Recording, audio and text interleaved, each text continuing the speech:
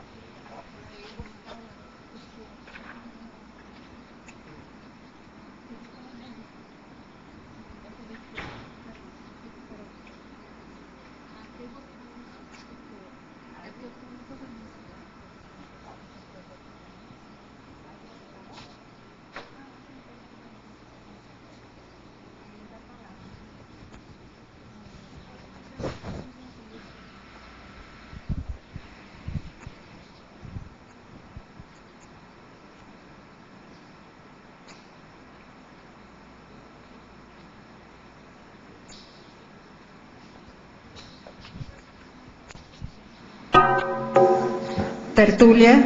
Meu boa tarde aí para todos e todas. Hoje é dia 19 de novembro de 2011, sábado. O verbete é de número 2120.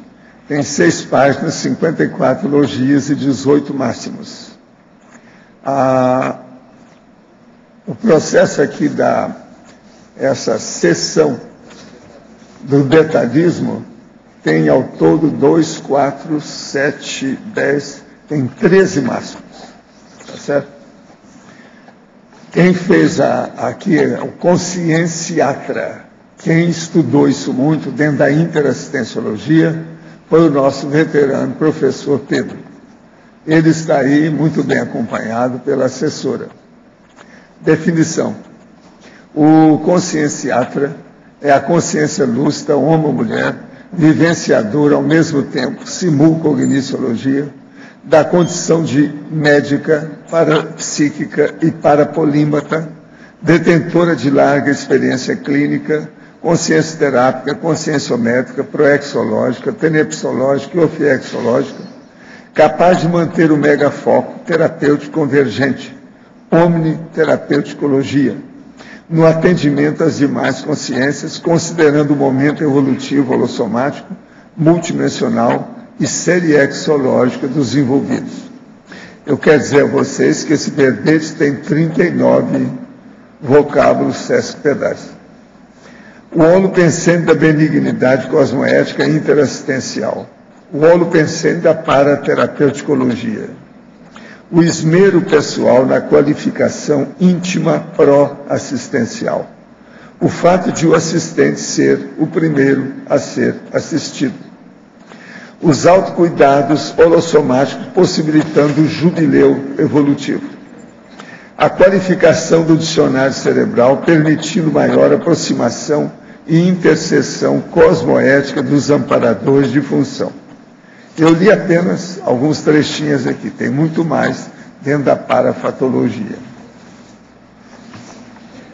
Agora, na divisão da argumentologia, nós temos uma tríade com 3 qualificações inerentes ao conscienciatra, convergentes e integradas na manifestação interassistencial diária. Tem a megacogniciologia, que é particularmente relevante no contexto de pelo menos 5 especialidades da conscienciologia. E tem também a evoluciologia, com 10 ocorrências avançadas, catalisadoras da evolução consciencial pessoal e grupal. Na remissologia dos 15 itens nós destacamos consciência terapeuta, desassediologia, parainterceptação desassediadora, perfil assistencial e pré-dispersidade. A frase enfática: o conscienciatra, homem ou mulher, vivencia dia a dia, de modo insofismável, a interassistencialidade multiveicular policármica. Tal façanha constitui a égide da autodispersidade teática. Você sente-se motivado em alcançar a condição de conscienciatra ainda nessa vida humana? E você, de outra linha profissional, como encara este assunto desafiador? Na mega-análise, nós destacamos aqui 15 itens: interassistenciologia, simulcogniciologia, atendimento, megaterapeuta, megataristicologia, para-anamnese, cuidadologia, desassedialidade, holoassistência, epicentrismologia, paraclínica, paramedicina, paraterapêutica e parapsiquismo. Agora, questionamento. Ao verbetógrafo. Na parafatologia, página 11, terceira linha. Como melhorar a qualificação do dicionário cerebral, permitindo assim maior aproximação e interseção cosmoética dos amparadores de função? Eu vejo que é você ter uma rotina diária de leituras mais técnicas, nas quais você vai fazendo uma seleção de termos, expressões, as quais você não conhece, elas fazem você pensar de modo diferente, ou elas expressam, muitas vezes de modo sintético, uma ideia mais avançada, uma ideia complexa. Isso seria um processo teórico. Agora, de modo prático, uma dica que a gente dá é escrever verbete. Porque ao escrever um verbete, você vai ter que fazer essa leitura técnica, essa seleção, vamos dizer assim, essa qualificação dos vocábulos e expressões. Então você vai ter que fazer uma pesquisa no seu arcabouço lexical e vai ter que transmitir isso, vai ter que comunicar, vai ter que fazer um processo assim de aula, de debate. Isso ajuda a fixar. Então, nesse momento do processo prático, é que ocorrem as interveniências extrafísicas multidimensionais e que você percebe a interação maior com os amparadores. Então, se houver uma finalidade assistencial, de esclarecimento para as outras pessoas, há uma tendência dessa aproximação ocorrer de modo mais eficiente. Na parafatologia, página 12, terceira linha, de baixo para cima. Poderia detalhar a cuidadologia enquanto item de auto-retrosenha? Como fazer nessa vida uma auto-senha para a próxima? É exatamente a proposta desse verbete. Eu considero que é um verbete assim, autoprescritivo para as próximas existências, de eu poder continuar nessa linha, qualificando cada vez mais. Então, se você puder priorizar o processo da interassistencialidade mais profissional, mais técnica, mais eficiente, há uma tendência de você criar o holopensene, criar uma forma, criar sinapses e neossinapses para você poder continuar nessa mesma linha. E o processo do passado, a tendência de quem já tem essa manifestação hoje, essa tríade, por que eu pensei nisso? Muito foi observando a própria postura e manifestação, comportamento do professor Valdo. Então, o processo de assistencialidade, se não houver uma base na área da saúde muito, vamos dizer assim, forte, muito séria, há uma tendência, não necessariamente acontece sempre, mas há uma tendência dessa assistência ficar mais falha. Se você também não coloca o processo parapsíquico na questão da interassistencialidade, também vai ficar pela metade. E o processo também da mental somática, porque se você não atinge o mental soma do assistido, quer dizer, se você não ajuda ele a pensar por ele mesmo, essa assistência muitas vezes pode virar uma TACOM, ou seja, ela pode ser a curto prazo. Você pode ajudar a curar ali uma dor de barriga, mas às vezes a pessoa não sabe como evitar essa dor de barriga amanhã. Então eu considero esses três elementos como sendo assim essenciais para o desenvolvimento parapsíquico.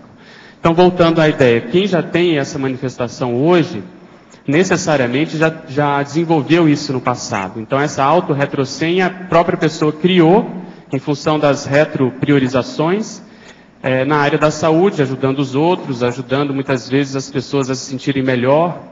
Eu comento aí do processo de soerguimento, quer dizer, você ajudar a pessoa a levantar, ter mais ânimo, ver a vida com outros olhos. Então, essa experiência adquirida ajuda a pessoa a entrar nessa linha da interassistencialidade mais avançada. Isso aí é muito importante, porque chega num certo ponto que ajuda a sobrepujar, a transcender, através das auto-retrocognições. E uma outra coisa muito séria, que eu não falo muito aqui, Eu falo muito em personalidade consecutiva dos outros, mas eles têm que considerar a sua autopersonalidade consecutiva. Entende? As autopersonalidades consecutivas, quer dizer, a sua. Você diz a pessoa dando fica continuidade. Mais óbvio, fica até mais óbvio, fica mais evidente cada vez mais. Então, isso aí é a base. Sim, a pessoa dá continuidade àquilo que ela já de entrar fazendo. nessa fundamentação, senão não chega lá. Quando o verbete é considerado neutro e por quê? Estou inscrita no curso de verbetografia e me surgiu essa dúvida. Você quer explicar, você? O verbete é considerado neutro quando ele, vamos dizer assim, quando vai abordar o assunto, você pode abordá-lo do prisma cosmoético ou do prisma anticosmoético, quer dizer, homeostático e nosográfico. Então você muitas vezes tem um tema que ele é eminentemente positivo. Por exemplo, o tema de hoje, ele é positivo. A pessoa se qualificar para ajudar os outros, isso é super positivo. Mas existem assuntos que são neutros. Vamos pegar um exemplo aqui. A pessoa, vamos supor que quer desenvolver algum traço. Esse traço ele pode caminhar para um processo mais positivo ou mais negativo. Por exemplo, a condição da crítica. A crítica ela é uma condição eminentemente neutra. Ela pode ser super positiva, você pode, através da crítica, ajudar as outras pessoas, mas dependendo de como você fizer, você pode colocar a pessoa num buraco. Você pode acabar com as perspectivas dela. Então, é o que a gente chama do tacape na cabeça da pessoa. Às vezes você está até com ideias boas, bons argumentos, bem fundamentado, mas o modo como você coloca o momento, às vezes para a pessoa errada, você muitas vezes vai fazer dessa crítica um veneno. Então aí seria um tema neutro, porque vai depender da sua abordagem, de como você vai conduzir esse assunto, essa experiência. Agora, o melhor na pessoa que está começando e ela que está em dúvida, é fazer uma listagem, põe um nosográfico e vai pôr tudo que seja patológico nessa coluna, que possa dizer respeito ou se aproximar, ou ter aproximação simples com aquele tema. E do outro lado, tudo seja homeostático, tudo que seja positivo, predicado, trafor, tudo que seja... Isso aí, eu acho que não tem dúvida. No fim, ela vai chegar à conclusão do que é dos três. Nunca a pessoa deve ver apenas um item, deve ver os três lados. Como tornar-se uma consciência polímata? Qual a aparência da serenona monja? Isso aqui, ó, a nossa amiga está perguntando tudo hoje. Como tornar-se uma consciência polímata? Se quer responder isso, que o resto aí eu vou ver se eu respondo. O processo da polimatia requer dedicação aos estudos, a um processo de cultura mais ampla, não só restrita, não só especializada numa área. Então, a pessoa que detém um conhecimento mais, vamos dizer assim, avançado em várias áreas do saber. Isso exige dedicação de vários anos. É muito difícil você encontrar uma pessoa polímata com pouca idade. Pode até encontrar, mas isso é mais raro. Porque na polimatia requer também um componente experiencial, quer dizer, da experimentação prática, teática. Então, quando a gente fala de parapolimatia, ainda complica mais em função do processo parapsíquico, multidimensional que pode estar envolvido nisso. Qual a aparência da serenona monja? A monja depende da situação, como ela aparece. Por exemplo, durante muito tempo eu trabalhei com ela, ela parecia assim, uma matrona, mas com aparência jovem. Agora, isso bem assim, moderna, ocidental. Na base assim de 30 e tantos para 40, por aí. A aparência dela, nas coisas que eu trabalhava com ela por aí afora. Agora, a gente nota que ela tem um rosto, quase sempre ela mantém. É um rosto mais dolicocéfalo, mais comprido.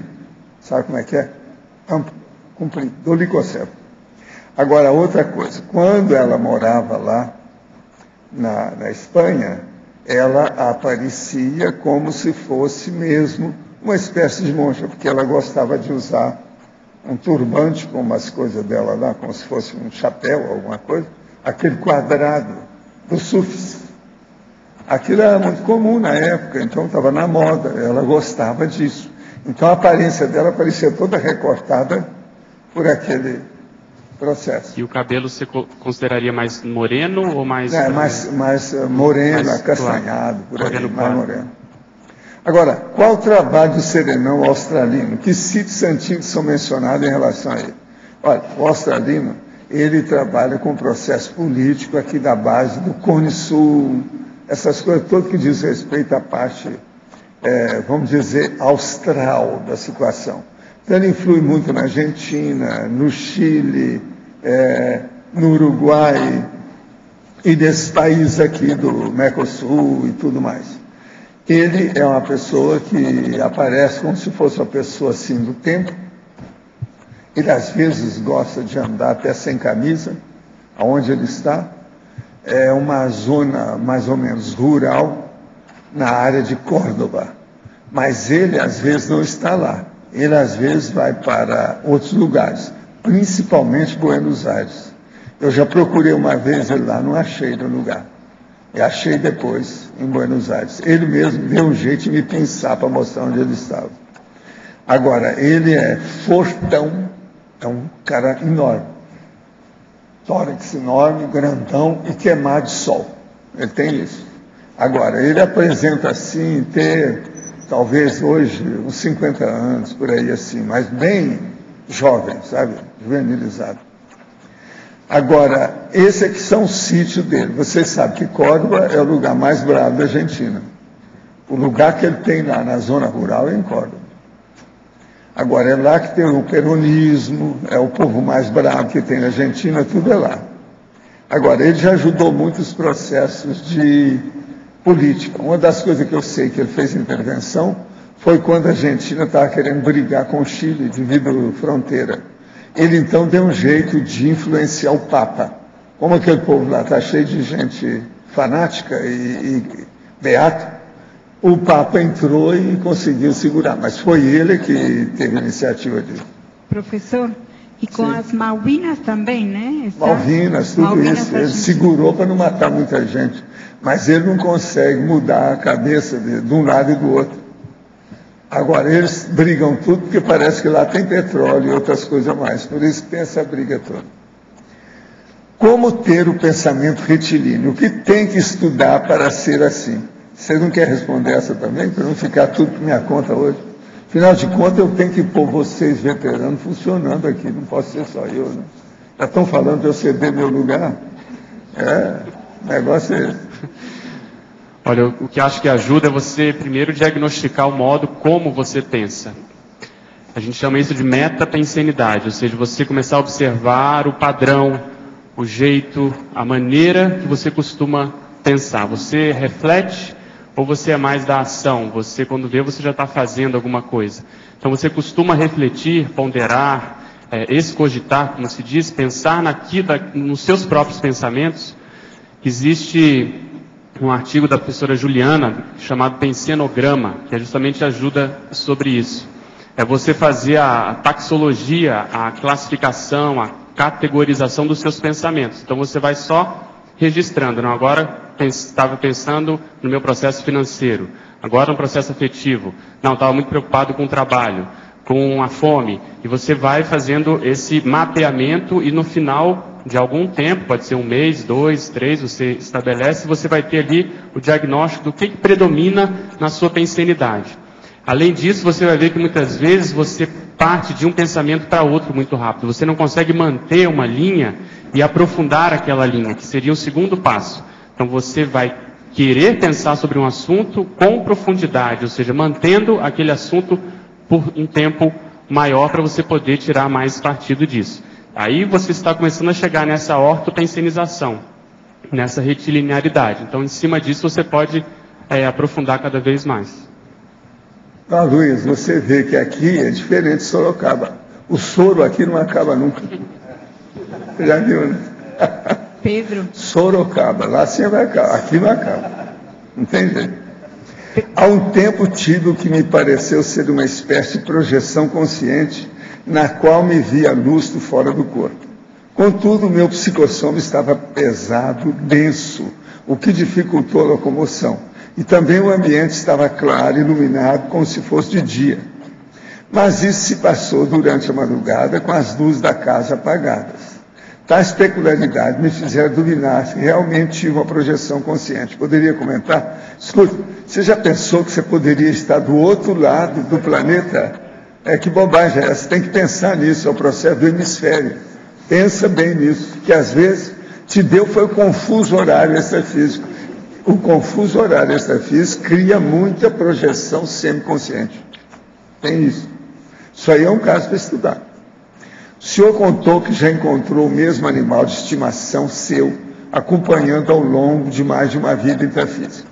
Nesse caso, a consciência do animal chegou a fazer uma mudança interespécie, por exemplo, de gato passou para cachorro ou algum outro animal, ou segue por longo tempo na mesma espécie?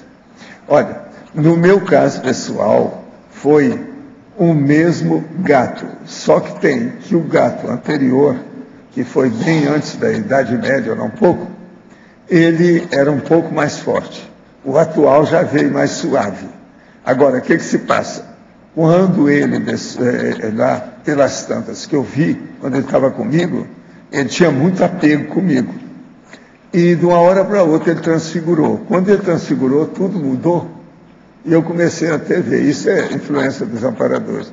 Eu comecei a ver o local que eu trabalhava, que eu fazia gárgula. E ele era o meu modelo para fazer a gárgula, o Gido felino. Fortão, entende? A cara de felino. Então, isso aí, ele era mais ou menos a mesma coisa, tudo ainda felino. Ele não tinha mudado, não. Agora, ó, há casos desses que eu já acompanhei com outras pessoas que apresentaram na vida mais relação ainda com subhumanos. E nesses casos havia uma mistura de diversos tipos de bicho. E outra coisa, a pessoa continuava vivendo aqui e os bichos com ela na casa dela. Agora, todo mundo que tinha um pouco de sensibilidade chegava lá e via que lá era um verdadeiro zootel, quer dizer, um jardim zoológico extrafísico. Ali tinha muitos tipos, mas essa pessoa também, a que eu vi mais, era uma moça muito inteligente, que chegou a fazer até roteiro de novela para televisão, tudo isso. Uma cabeça. E fora de série, uma simpatia. Agora, ela tinha problema da ectoplastia, e para mim, foi a ectoplastia que acabou com ela, que ela caiu numa escada e morreu. Entende? Eu estava viajando, eu estava na Europa na ocasião, o negócio aconteceu. Eu conheci durante muitos anos, acompanhei, estive na casa dela. Agora, você chegava lá e via outra coisa. Ela logo se recuperou, ela está muito bem, senão ela está aqui hoje. Entende? Ela não ressomou. Ela está trabalhando hoje junto com o processo dos cursos intensivos. Ela era espírita, muito minha amiga, amiga do Chico Xavier, sabe?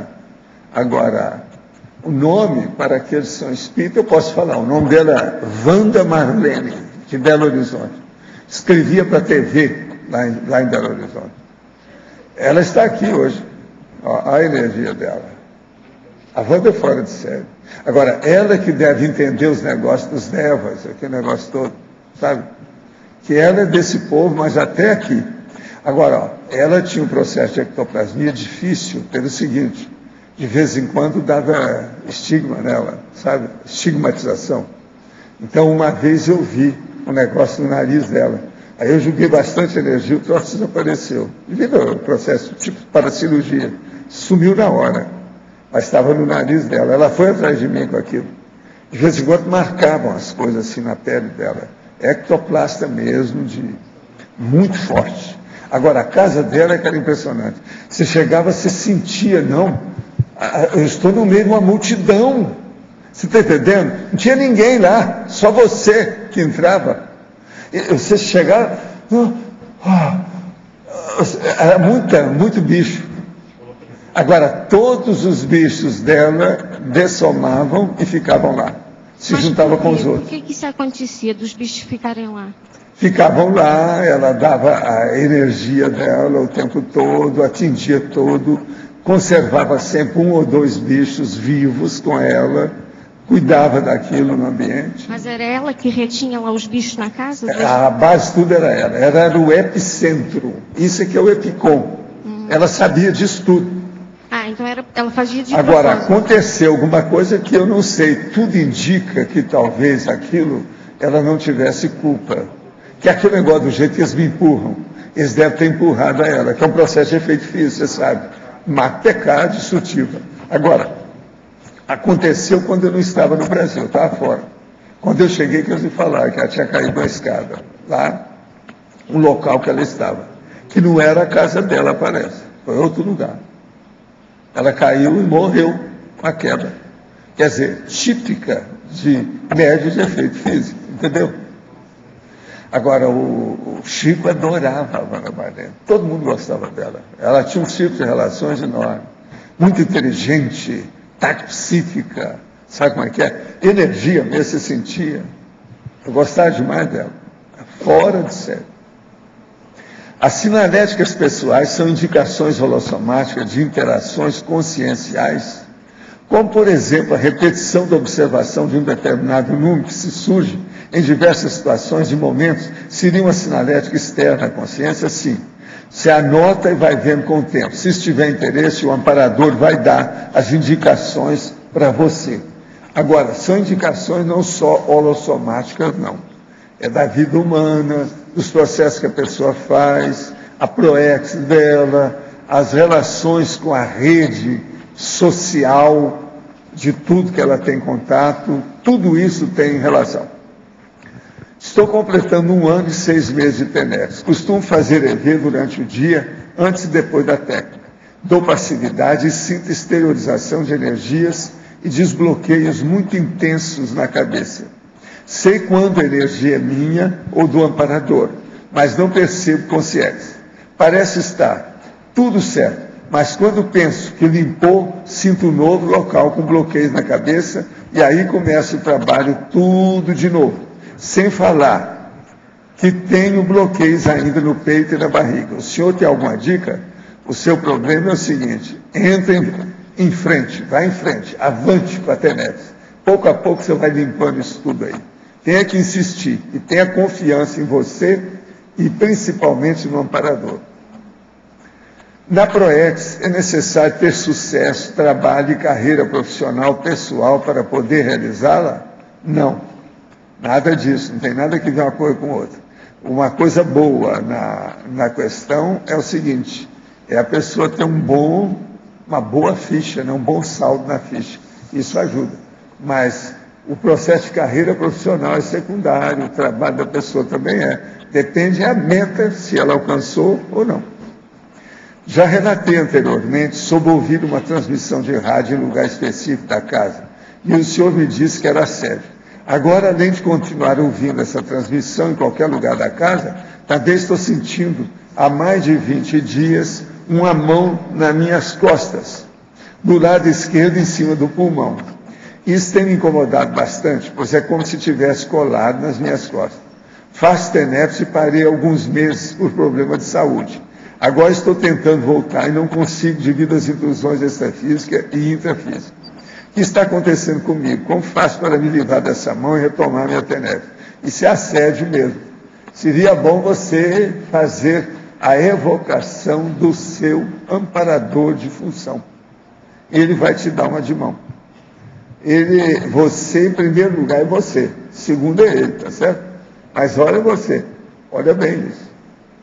Gente, eu estou aqui com umas fotos, várias fotos, do Congresso Brasileiro de Direito e Sustentabilidade, que se realizou do dia 9 a 11 de novembro aí em Curitiba.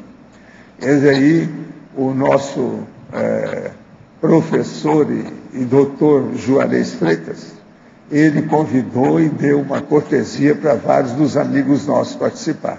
Eles gostaram demais do Congresso, diz que foi fora de série. E o Celso é que me mostrou aqui essas fotos da história. Foi muita gente, o nível foi muito elevado, olha o tanto de gente agora. Muito sério, o Congresso. Então, vale a pena vocês observar o que é que o professor Juarez faz.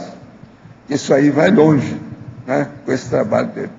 Agora, isso aqui é para entregar para o Celso. Eu não sei se ele está aí. Já chegou? Ah, está aqui. Viu? Está aqui.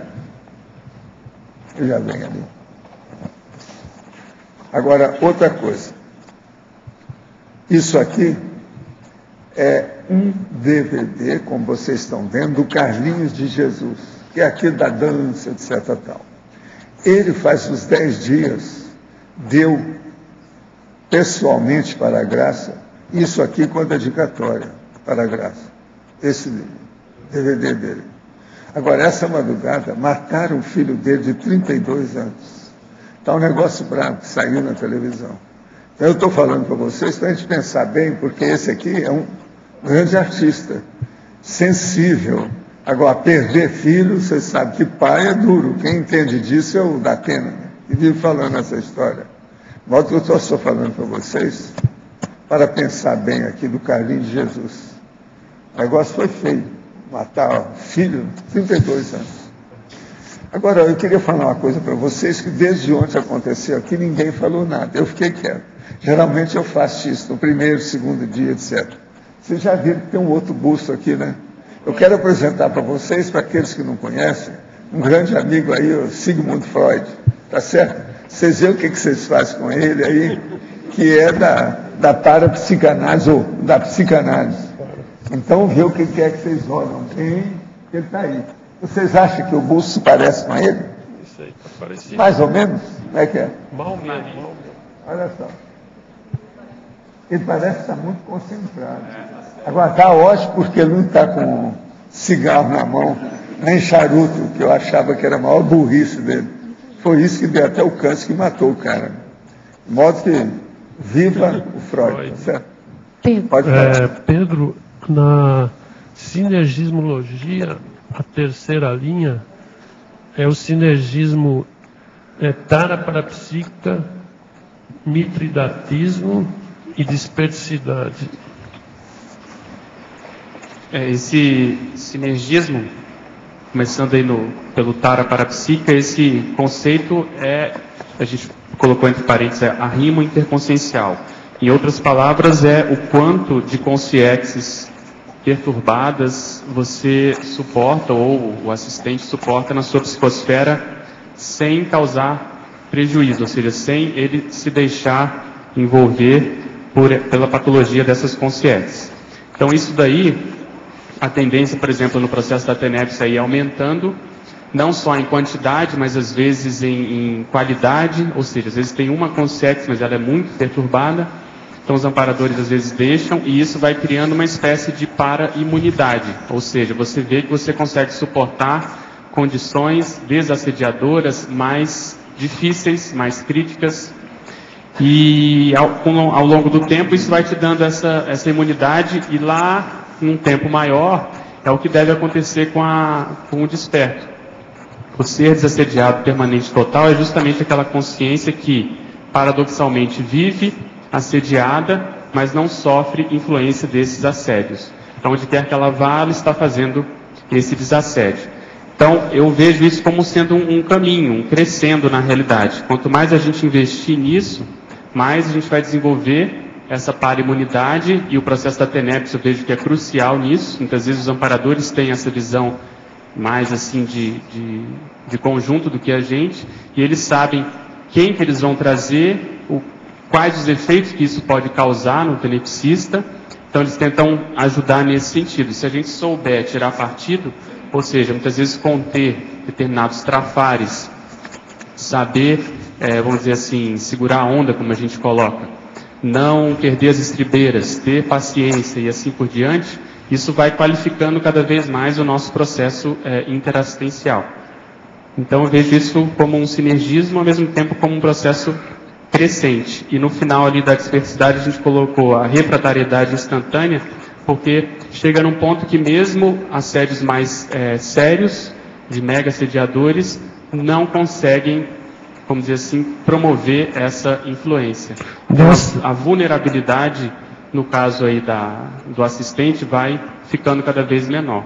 Da tara para o mitridatismo, o que acrescenta aqui?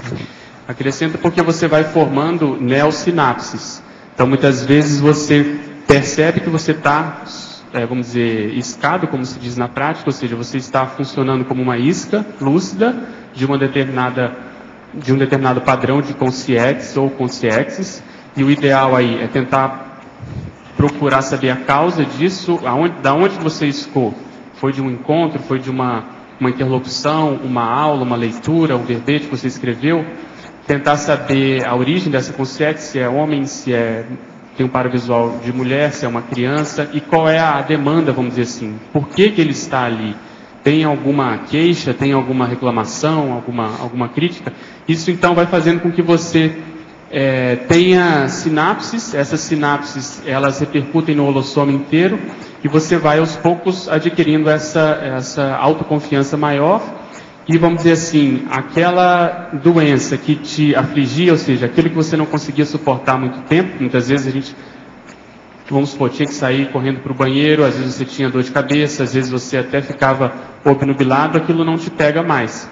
Então isso aos poucos vai causando essa imunidade, ou seja, você vai suportando determinados padrões mais patológicos sem se alterar tanto, você consegue ficar equilibrado mesmo apesar da presença dessas consciências. Então é um processo, vamos dizer assim, parafisiológico.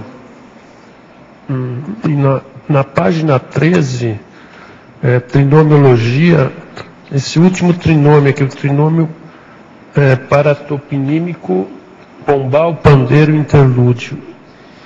A gente colocou até, recentemente o professor Val trouxe um verbete do dicionário relacionado a essas comunex. Por quê? Porque nessas comunex, pelo que a gente já discutiu aqui na tertúlia, são comunex relacionadas ao processo assistencial. Então, quem está lá, ou está fazendo assistência, ou está sendo assistido. Então, no caso do verbete do conscienciatra, nessa vida, a personalidade que já, vamos dizer assim, domina esses trafores, esses talentos, normalmente, no nosso caso da conscienciologia, pode ter passado por lá e feito vamos dizer assim, teve esse currículo, ou seja, teve essa experiência, teve esse know-how extrafísico para poder chegar aqui e já conseguir dominar essas condições. Então a gente chamou atenção para isso, não só em função da pré-ressoma do momento anterior, que muitas vezes tem essa condição, como também do intercâmbio.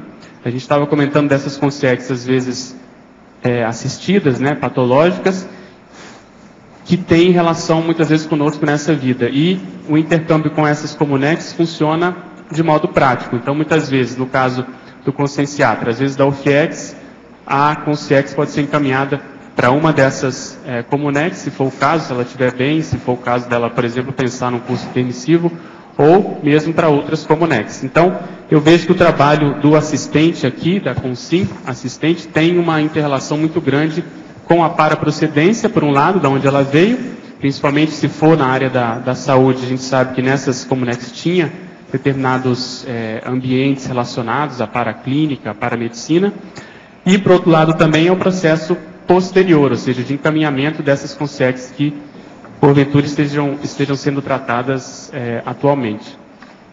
Pedro, aqui só uma última, que é o binomiologia, esse binômio ectoplastia megaterapia, eu entendo ele, mas qual o limite dessas terapias em função da ectoplastia? Não, eu vejo que a ectoplastia, ela ajuda, ela é uma ferramenta, ela pode ser fundamental no processo de desassédio. Quando a gente coloca a multidimensionalidade na assistência, tem que entrar esse processo energético. E se for um processo energético mais denso, melhor no sentido de ser mais eficiente. Porque quanto mais alterada, quanto mais patológica é a consciex, mais adstrita ela está a essa dimensão, mais paratroposférica ela é, mais ela se manifesta como se fosse uma consim. Então é como se a gente tivesse que lidar na mesma moeda. Então a ectoplastia permite essa efetivação assistencial. É lógico que tem que saber usar, como tudo, dependendo da dosagem, ela pode muitas vezes ajudar para um lado, mas pode também prejudicar se não for bem utilizada. Tá, ok, obrigado. Pedro, aqui ó, no B. Pois não? Aqui, ó. Em primeiro lugar, eu queria saber assim, por que você colocou essa linha profissional e não assim a terapeuta de um modo geral? Porque a gente considera que a medicina abrange em termos assim de cosmovisão, um universo terapêutico maior, até do ponto de vista intrafísico legal, porque você estuda mais, você tende a se especializar mais. Então há uma tendência disso, vamos dizer, ajudar mais no processo assistencial. Obviamente isso não exclui que outras linhas sejam assistenciais e muitas vezes até mais eficazes do que a própria medicina, vai depender de cada caso. Mas a gente quis traçar uma linha, um crescendo, principalmente no processo evolutivo, considerando o passado. Então muitas vezes nós lidamos com o processo assistencial de várias formas no passado, mas se a gente pudesse sintetizar numa forma, a medicina hoje é uma das maneiras mais, vamos dizer assim, reconhecidas em termos de processo assistencial. Então a gente fez essa opção em função principalmente disso. Segundo lugar, ali na página 12, no final, neossinapsologia, a última ali. A doação de neuroectoplasma do assistente predispondo à criação de neossinapses no assistido. Como a gente estava comentando anteriormente com o Arlindo, muitas vezes o modo, seja da Consim ou da Consciex, raciocinar, é um modo muito viciado, é um modo perturbado, vamos dizer assim. Então esse esquema disfuncional, como se comenta muito hoje em dia, muitas vezes para a pessoa conseguir sair daquele bloco, é necessário haver essa intervenção mais séria do ponto de vista sináptico. E isso, para acontecer, você precisa também dessa ferramenta, dessa energia tão densa como o próprio soma, para ajudar a reorganizar essas sinapses. Muitos cursos de campo, pegando o caso do ECP2 como exemplo, visam, na realidade, esse objetivo, dentre outros, ou seja, você ajudar a fazer uma intervenção mais séria no coronochakra, ali dos alunos, dos assistidos, com esse objetivo, ou seja, ajudar a reorganizar as sinapses. Então, muitas vezes, pensamentos disfuncionais, como eu falei, patopensenes, modos de raciocinar não tão positivos e produtivos, quando a pessoa começa a raciocinar depois de uma intervenção como essa, ela começa a ver que fica mais fácil dela ter novas ideias, considerar outras hipóteses, ver a vida com outros olhos, se a gente pudesse resumir assim. Então essa é uma das principais intervenções que eu considero assim mais prática e mais eficaz, porque você muitas vezes vê o resultado no curto prazo. E se a pessoa levar isso a sério, no sentido dela, por exemplo, reperspectivar as metas proexológicas depois de uma intervenção como essa, ela vai ver que muitas vezes ela vai conseguir colocar isso em prática mais facilmente ou com menos, assim, demandando menos esforço do que antes de uma intervenção como essa. E se você atua, vamos dizer assim, na cabeça, aonde é o controle decisório, você percebe que a repercussão ela é muito mais séria, mais eficaz. Então é nesse sentido. E a última ali, agora na página 13, na binomiologia, o último binômio ali. Heterogratidão e autogratificação, por favor. O que eu observo? Quando você passa por um processo de interassistencialidade, seja como assistente ou como assistido, há uma tendência de você desenvolver uma sensação de dever cumprido. Essa sensação de dever cumprido, no caso do assistente, é que eu estou chamando aqui de autogratificação. Muitas vezes você não pensou nisso, você não está esperando por isso, mas é natural que aconteça. Então, às vezes, depois, vamos supor, nesse caso de um curso de campo, o próprio caso aqui da tertúlia, você entra num processo, às vezes, de euforia, de primener, dependendo do caso, e você se sente grato ao trabalho que você fez, e isso envolve também as consciências, é lógico. E os assistidos, no caso, quando você recebe assistência, você desenvolve essa gratidão pelas consciências e consciências que foram responsáveis pelo trabalho. Então eu vejo que isso caminha junto, talvez até se potencialize essas sensações, esses sentimentos e promovam isso em cada caso, né, em cada lado da coisa. Em neossinapsologia, página 12, primeira linha. Poderia esclarecer sobre os extrapolacionismos parapsíquicos, permitindo neossinapses interassistenciais? Sim. Os extrapolacionismos normalmente são manifestações de experiências que não são habituais. Muitas vezes elas são condições mais avançadas do que nós estamos manifestando, experimentando no dia a dia. Muitas vezes é uma amostra grátis, é um aperitivo de uma condição mais avançada. Então, quando você manifesta esse tipo de condição, normalmente patrocinada pelas consciex, pelos amparadores, isso faz você pensar. E ao fazer você pensar, você vai começar a articular sinapses de modo diferente. Você vai tentar entender o que aconteceu com você, por que isso aconteceu com você, por que foi nesse contexto, por que os envolvidos foram essas consciências e não outras. Então, todos esses derivativos, esses dividendos do extrapolacionismo, fazem com que a gente pense de modo novo, de modo diferente. E aí vem as neosinapses. Sou estudante de medicina e gostaria que o professor Pedro falasse um pouco sobre o processo assistencial dentro da radiologia. A falta de contato direto com o paciente causa algum incômodo? Como o professor Pedro percebe o amparo extrafísico nessa área de assistência indireta na medicina? Eu vejo que a radiologia, ela é uma área ampla. Você trabalha com os aparelhos e com os doentes. Em determinados aparelhos você trabalha direto com o paciente junto com você, por exemplo, a ultrassonografia, a ecografia de modo geral. Em outros aparelhos você trabalha à distância, por exemplo, às vezes é um técnico que faz o exame de raio-x, de tomografia, de mamografia e assim por diante. Então, muitas vezes na minha formação, essa era uma ideia que era muito veiculada. E até certo ponto ela era mais real no passado, porque não havia tantos aparelhos como existem hoje. E o radiologista, basicamente, ele laudava raio-x, alguns exames contrastados, mamografia, e ficava mais ou menos por aí. Na década de 80 para cá, houve esse boom tecnológico que permitiu o desenvolvimento desses aparelhos, e principalmente na ultrassonografia, você tem ali um contato muito grande com o doente, um contato mais aprofundado, porque o exame demora mais, muitas vezes, do que uma consulta médica.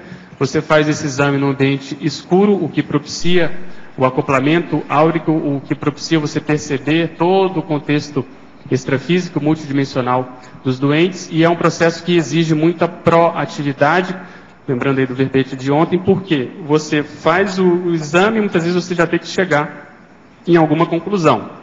Se existe algo de errado ou não, e o encaminhamento que você vai dar, principalmente para o médico que solicitou o exame.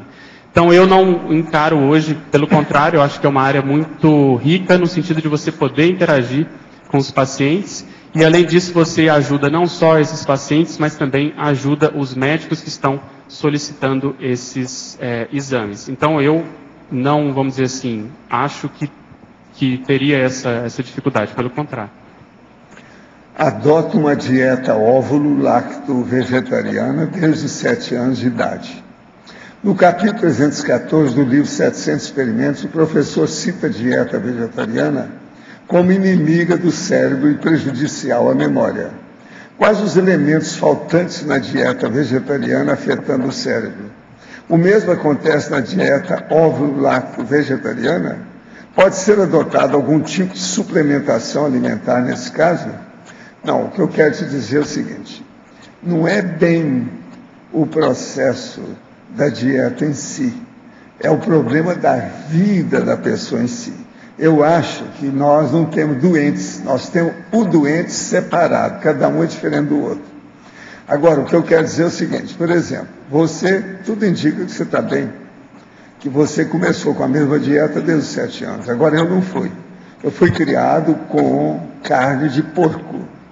Agora, o que se passa? Eu era contra aquele negócio do porco, porque eu tinha que ajudar a fazer a banha através do tocinho. Lá em casa tinha as prensas para fazer aquilo. Eu não gostava de ver eles matarem o porco lá no quintal lá de casa. Agora, tantos e tantos meses tinha que fazer aquilo, porque lá, na pobreza que havia naquela ocasião, era a porcaria que mandava em todo mundo, não tinha outro jeito. Então, eu devo aos porcos a minha sobrevivência. Mas, quando chegou mais ou menos lá pelos meus 20, 22 anos, eu examinando aquilo tudo já contra o negócio, falei assim, não, eu agora não como mais nada que seja carnívoro. Eu vou ser vegetariano. Aí eu comecei a ser, vocês sabem, eu sou determinado. Quando eu faço mesmo.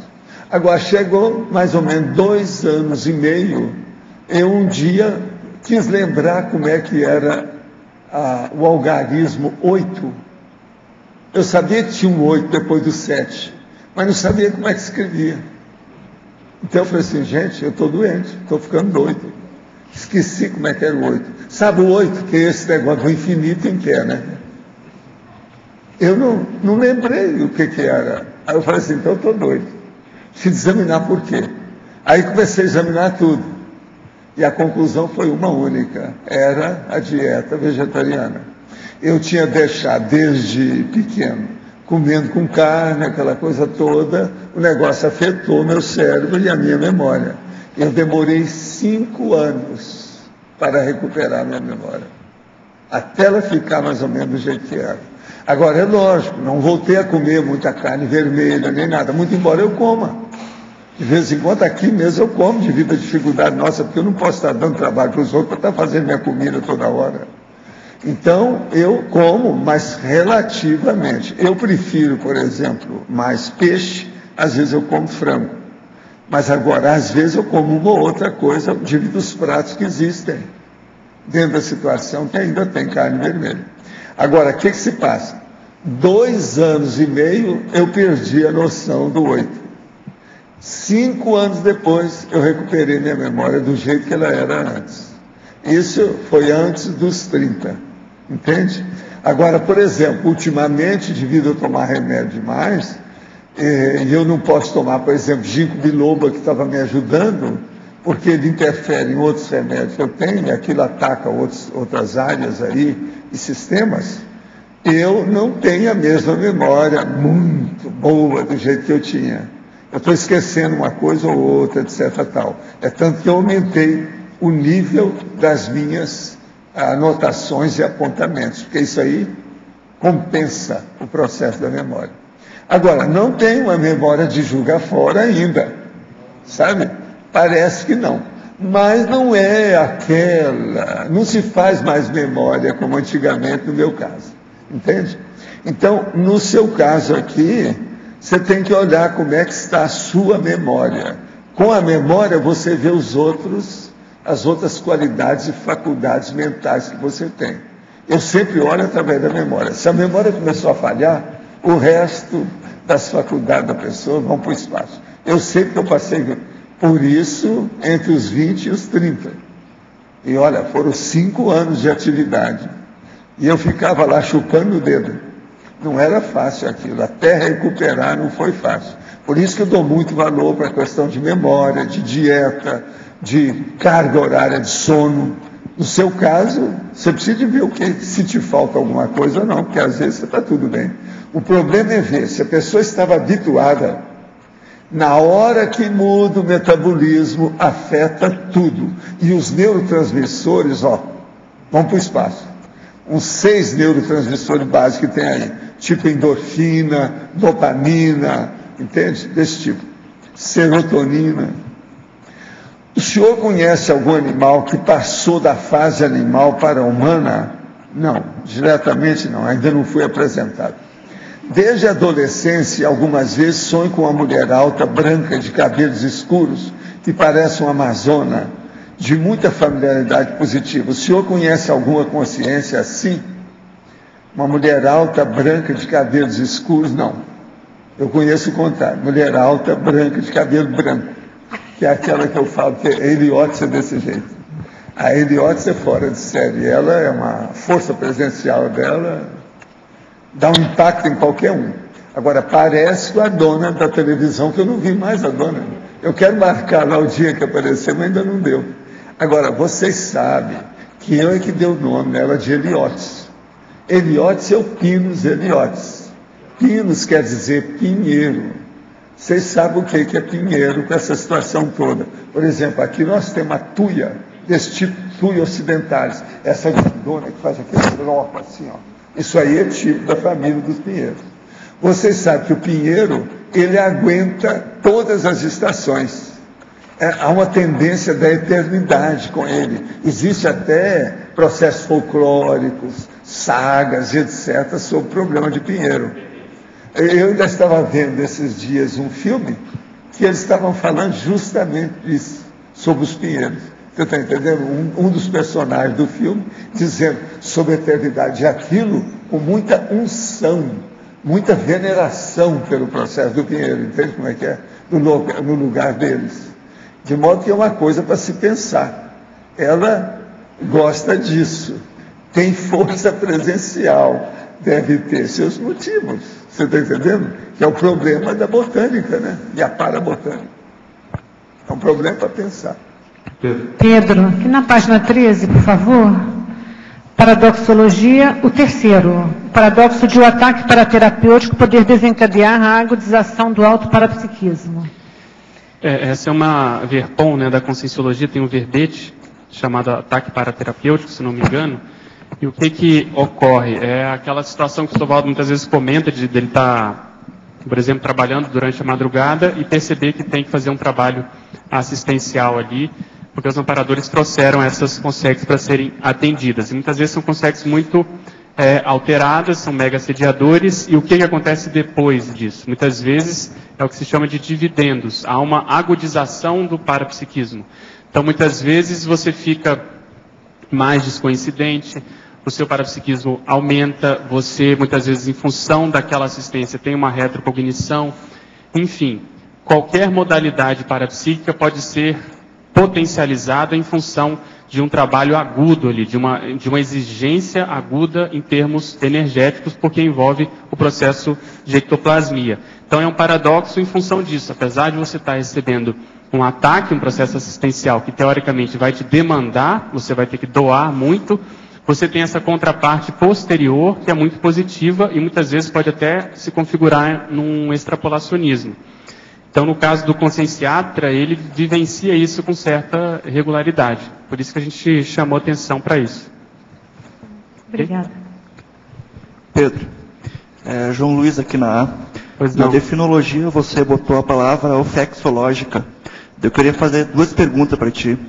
Uma, se é sua meta pessoal ter um ofex nessa existência, e se for, se existe um planejamento concreto que tu poderia nos contar e falar alguma coisa.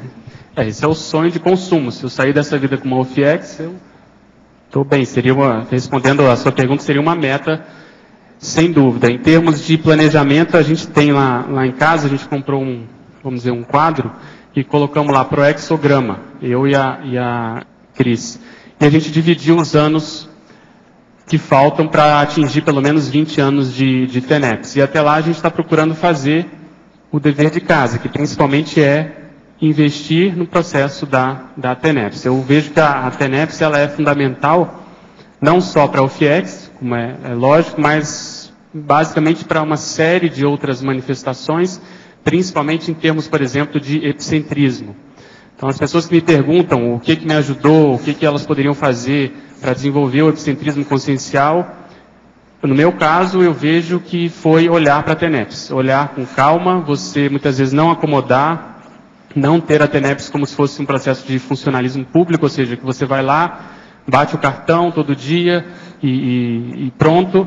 Você cada vez mais colocar aquilo que se fala comumente, a TENEPS como sendo o centro do seu cotidiano. Enfim, você procurar olhar para a TENEPS sempre de modo diferente e tentando registrar todas as ocorrências que não são usuais, as ocorrências diferentes, os extrapolacionismos, o processo da afinidade com o amparador, tentar identificar esse amparador. Por exemplo, no meu caso, que já houve em termos de manifestação nesse sentido, foram projeções lúcidas dentro da própria TENEPS, fazendo assistência e percebendo a presença do próprio amparador. Então eu vejo que isso, no caso da UFIEX, é como se fosse um extrapolacionismo, porque você já começa a pensar como deve ser a manifestação da UFIEX, casando aquilo que você já sabe na teoria, com essa, muitas vezes, vivência, às vezes simples, não tão avançada, mas muito contundente e que faz você pensar. Então, nesse caso, considerando também que os amparadores, teoricamente, teriam esse interesse, a gente coloca essa meta. Ok? Mas assim, esse verbete eu considero ele, acho que eu já falei aqui no início, como sendo um verbete prescritivo. Se eu conseguir essa condição para daqui a 1 ou 2 vidas, está de bom tamanho. Tá bom, obrigado. A ideia é entrar nessa linha, né? Pedro, letra B aqui em cima. Pois não. 2 perguntas. Você trabalha com máquina de IRM? De ressonância, você disse? Trabalhou? Ressonância. Sim. Já. Você percebe ou percebeu alguma alteração, alguma mudança na tua psicosfera em função do campo eletromagnético que é intenso, né, que ele não bombardeia necessariamente só a pessoa que está lá no tubo, né? Não, ali existe uma blindagem, então quem não está ali, teoricamente não sofre esse bombardeio. Então só quem está sendo submetido ao exame é que está sob influência do campo magnético. A gente faz muitas vezes teste dentro e fora da sala de ressonância e você percebe que ele não tem influência. Então, não sei se eu vou conseguir responder a sua pergunta em função disso. Eu estava pensando até mesmo do nível que a gente tem um campo eletromagnético em volta do nosso soma, né? Nós somos feitos de átomos, então, e basicamente a IRM ela faz o quê? Ela alinha os íons da água do organismo e quando elas voltam para a posição original, quando é desligado o campo, essa imagem, essa energia captada é transformada em imagem, né? Exatamente. Eu fiquei pensando até que ponto isso interfere de modo somático e até mesmo na psicosfera da pessoa. Eu não sei se você teve alguma experiência do ponto de vista parapsíquico quando estava fazendo algum teste desse. Não teria. Existem os testes medicinais, né, que não se considera que teria esse efeito tão sério assim, que o custo-benefício vale a pena você continuar a fazendo. Mas sem dúvida você entra num mega ímã, é um magneto enorme, isso aí altera totalmente a sua, vamos dizer assim, o seu ambiente interno, a sua homeostasia, mas que não causa nenhum processo patológico. Então, eu não saberia te dizer, não fiz nenhum experimento, por exemplo, com arco voltaico antes e depois para saber se teria alguma alteração mais séria. Ok, obrigado. Pedro, na página 12, na 5ª linha, na parapatologia, você comenta ali a descoberta extrafísica da própria identidade extra através dos retroassistidos. Como seria exatamente essa técnica? Eu acho que essa condição até certo ponto, natural. Por exemplo, na intermissão, se você começa a observar que você está sendo chamado, designado por um determinado termo, e você lembra de uma determinada vida em que aquele codinome, aquele apelido, aquela denominação bate, e você sabe o porquê daquilo, você começa a juntar as pontas. Então, a gente tem o exemplo do professor Valdo no caso do Zéfiro. Então, você vê há quantos séculos que já não há essa, vamos dizer assim, esse reconhecimento. Muitas vezes para uma assistência prestada, vamos supor, 1 milênio no mínimo. E há aquela manutenção. Então, quando há o reconhecimento, a localização daquela consex que te ajudou num contexto muito sério no passado, você às vezes fixa aquele termo, aquele tempo, aquele ambiente. E isso vai fixando, junta 1, 2, vários, dezenas, centenas de consciex que foram atendidas, isso vai fixando uma determinada identidade.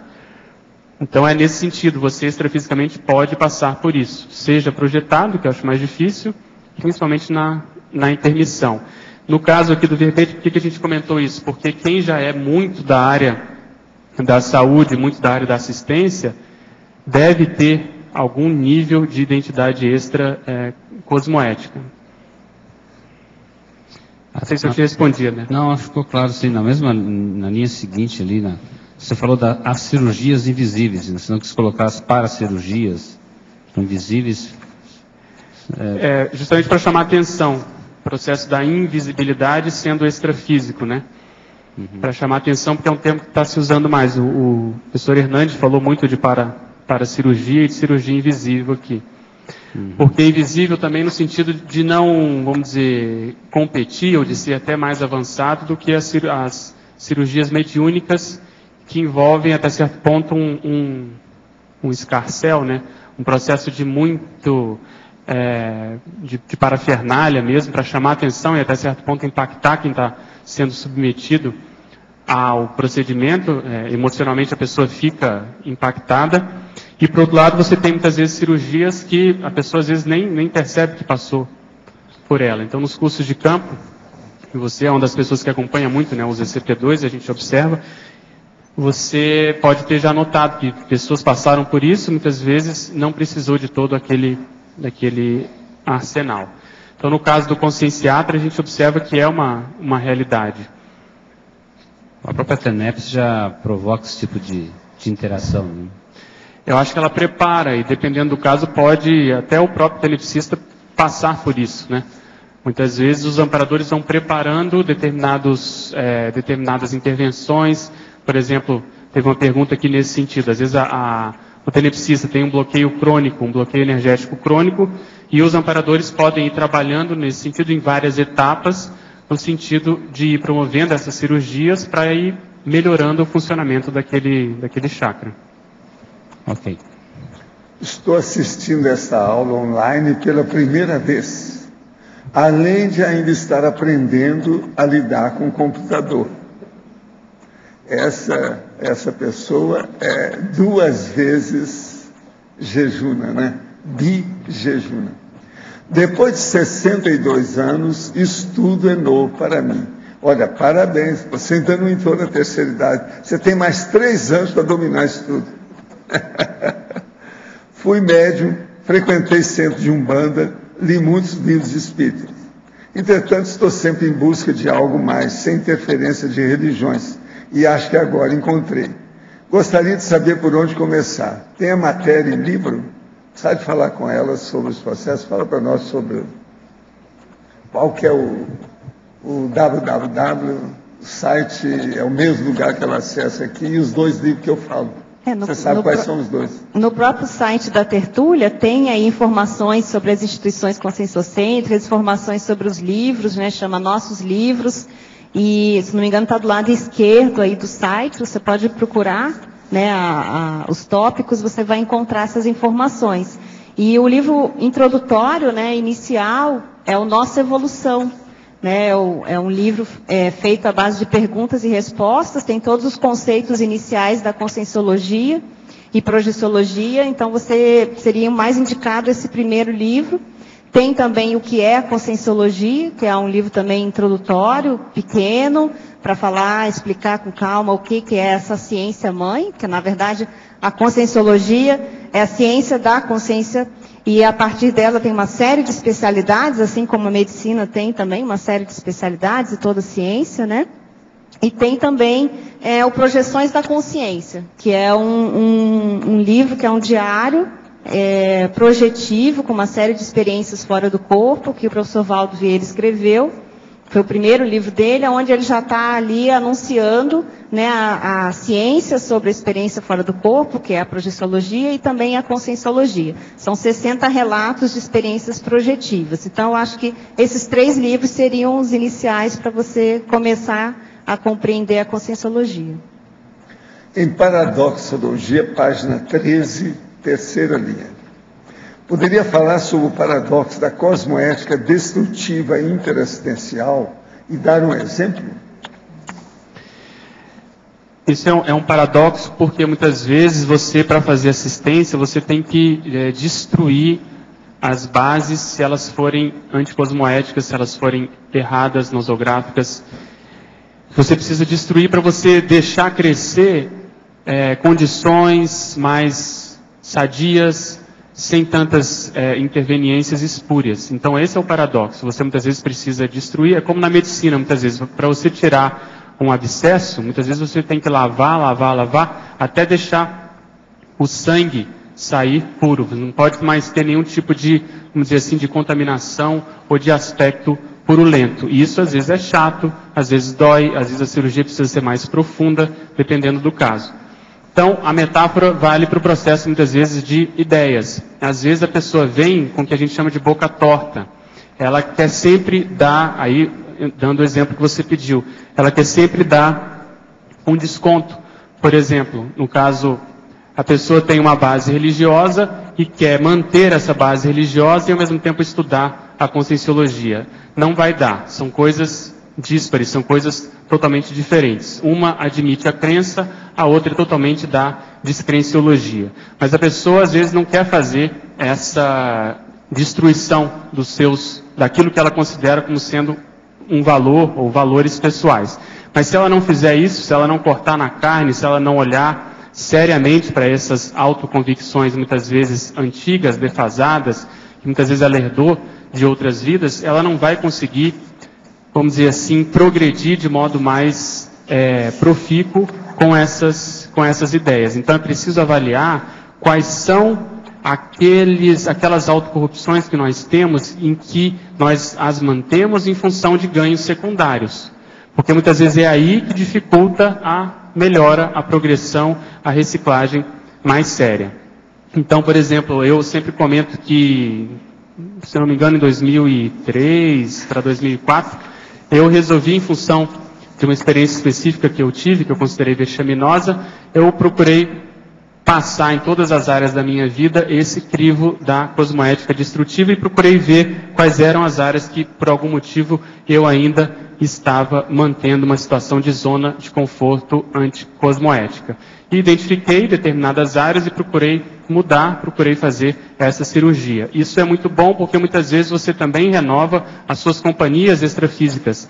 Aqueles que a gente chama de guias cegos, aquelas consciências que querem bem para você, mas que não têm discernimento. Elas é que procuram ajudar a manter o status quo passado, defasado. Então, nesse caso, é preciso olhar de modo sincero para as intenções pessoais e ver o que a pessoa quer com relação a essas ideias e ela planejar essa virada de mesa.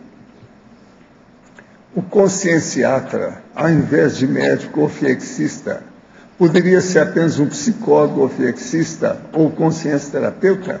O termo se restringe só ao médico? Você pode ter psicólogos e várias outras formações com o FIEX, eu acho que a assistência vai caminhar de modo muito positivo. O problema da ideia aqui, aí a gente vai entrar num processo de, vamos dizer assim, até da etimologia, é que essa terminação atra, ela designa médico. Então você tem o pediatra, o psiquiatra, o geriatra. Então no caso a gente fez essa analogia com a medicina e com a condição do sufixo atra.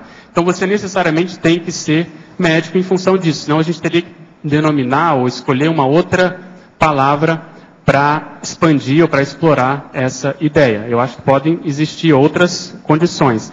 No caso, a gente precisa limitar a ideia. Então, no conscienciatra, a gente tem que englobar o universo da medicina em função disso. E aí, para não ficar só na medicina, como eu comentei, a medicina ela é limitada exatamente por isso, porque ela não considera o parapsiquismo e ela não considera, muitas vezes, os benefícios do processo da polimatia assistencial, ou seja, da polimatia lúcida com fins assistenciais. Então foi por isso que a gente limitou o verbete nessa tríade, nesse trinômio. As defesas dos verbetes podem ocorrer primeiramente no plano extrafísico? Olha, em tese não é bem assim, né? Porque o processo, a defesa aqui é feita dentro dos critérios e estilos natural que foram construídos através de décadas para fazer a enciclopédia da conscienciologia. Agora, a partir do fato de que a conscienciologia e a própria enciclopédia da conscienciologia são caricaturas ou arremedos ou uma tentativa de colocar nessa dimensão o curso intermissivo com toda a realidade que ele expressa, então uma pessoa pode ter defendido essas ideias extrafisicamente, mas não dentro desses recursos, com todas as sessões que nós temos, a verbetografia que está aqui, que eu demorei anos junto com vocês para construir, na minha condição de organizador, de modo que não é bem assim. Agora, outra coisa também, dependendo daquilo que a pessoa fez em vidas anteriores, por exemplo, a última vida anterior ao curso intermissivo, aquela atrasada ou retrasada, ou aquela penúltima ou última da pessoa, pode estar dentro daquela área que ela depois seleciona um verbete aqui da enciclopédia dentro dessa área. Então isso também pode ser. Mas agora, estritamente, que a pessoa defendeu o verbete ou plano extrafísico, neca. Isso não existe. Never. Pedro, aqui na página 12, na parafatologia, terceira linha. A raiz benigna do alto temperamento gerando frutos policármicos. Você podia falar um pouco? No processo do temperamento, naquilo que eu já estudei, assisti aqui nas tertúlias, a gente vê que existe como se fosse uma predominância. Ou o temperamento ele é predominantemente mais positivo, homeostático, ou ele é mais nosográfico. E aí, por que a gente colocou isso aqui? Porque a consciência ao longo da evolução, essa é a minha hipótese, que vem trabalhando muito com a assistência, ela tende a burilar mais o próprio temperamento, em função de ver muitas vezes o sofrimento das outras pessoas, se colocar no lugar delas, fazer aquilo que a gente comentou do processo do mitridatismo. Isso tudo faz os assistentes pensarem de modo diferente, ao se colocar na posição dos assistidos. Então, essa consciência que chega hoje, vamos supor no dia de hoje, na data de hoje, com esse, vamos dizer assim, cabedal de possibilidades traforísticas assistenciais, eu considero que ela já tem essa raiz benigna e que isso já venha de muito tempo. Então foi por isso que a gente pensou essa condição. E por outro lado também, quem muitas vezes considera que ainda não tem essa predominância benigna, acho difícil aqui acontecer isso, mas às vezes pode ser o caso, a solucionática para isso é justamente fazer assistência, né? Porque quanto mais você lida com universos diferentes, em termos assistenciais, por exemplo, em termos de faixa etária, em termos de gênero, em termos de patologia, em termos de condições de assédio maior ou menor, isso vai fazendo com que a gente burilhe o nosso temperamento. Então foi mais ou menos essa a ideia. Dentro dessa linha, você chegou assim a pensar em algumas variáveis que a gente podia estar estudando, pesquisando, para entender mais a própria raiz desse temperamento? Seria mais dentro da área da assistência que você tinha colocado, mas assim, em determinado momento, dentro da própria serialidade, alguma coisa nesse sentido. Como é que a pessoa poderia ter alguma variável para ela pesquisar? Não sei se eu vou te responder, mas o que eu penso sobre isso é a pessoa fazer um cotejo entre, por exemplo, os aportes que ela recebeu hoje, os trafores, ou principalmente o mega trafor que ela tem hoje, as companhias mais próximas dela e as especialidades da conscienciologia que ela tem mais afinidade, gosta mais de desenvolver, e olhar para trás e pensar o que eu devo ter feito para hoje eu estar tendo esse tipo de retorno. Ou seja, esse tipo de aportes, esses aportes que a vida está me dando, em termos inclusive familiares, profissionais, etc. Em termos de companhias, porque que quando menos eu percebo, eu estou envolvido com determinado padrão de consciência.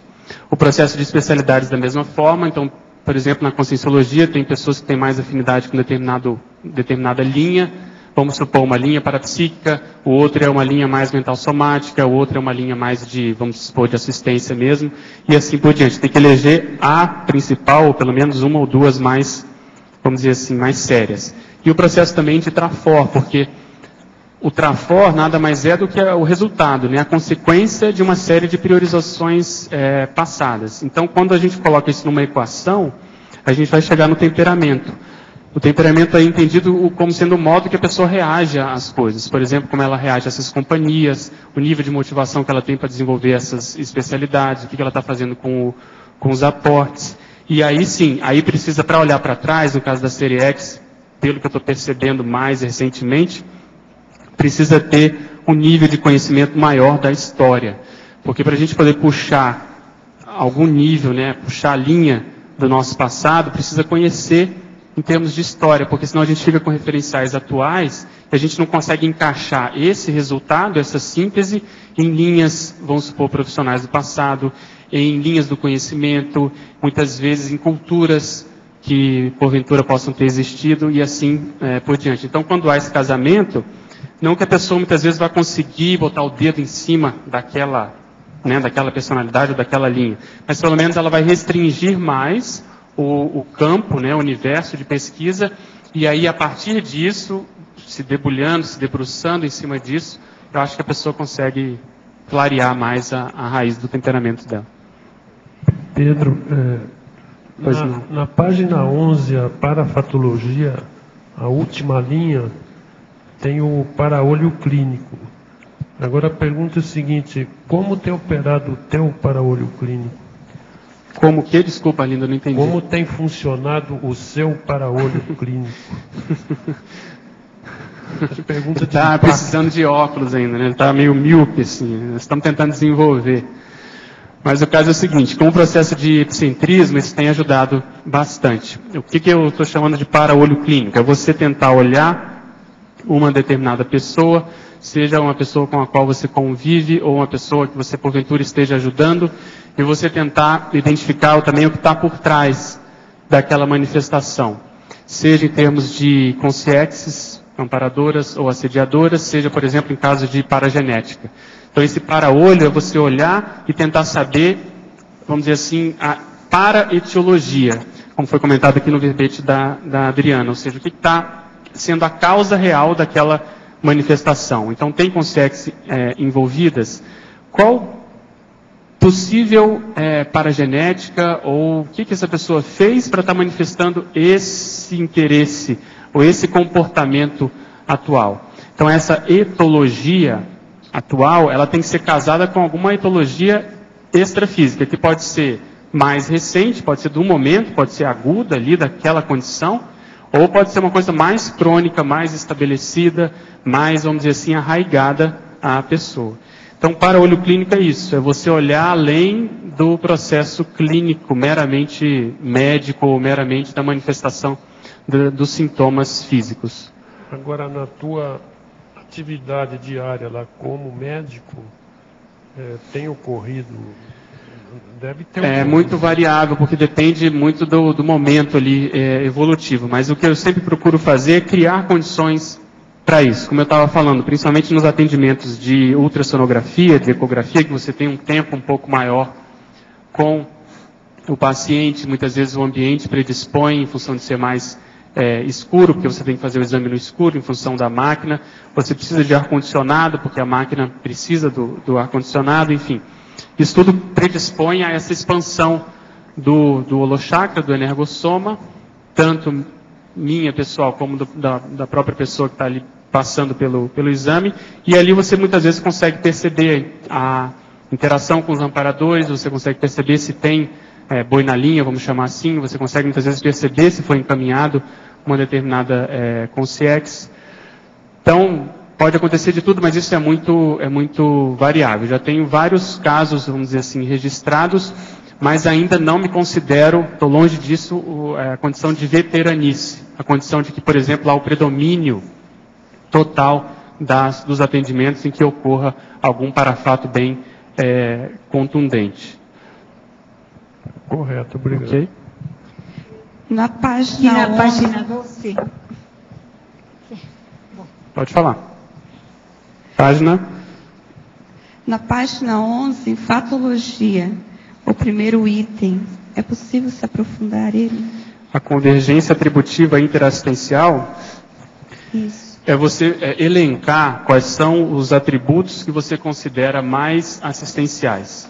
Ou seja, os seus trafores que têm esse carimbo, vamos chamar assim, tem essa qualidade da interassistencialidade mais presente, mais premente. Aqui no caso do verbete, o que a gente considerou?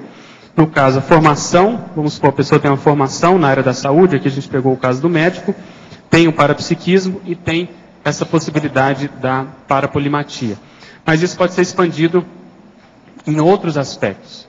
Ou seja, você tentar elencar quais são dos seus trafores, quais são aqueles mais assistenciais, ou que você tem usado de modo mais assistencial. Vamos pegar um exemplo. Às vezes a pessoa tem uma liderança, e essa liderança ela está conseguindo utilizar de modo muito positivo, de modo muito cosmoético. Então ela vai reunir a liderança.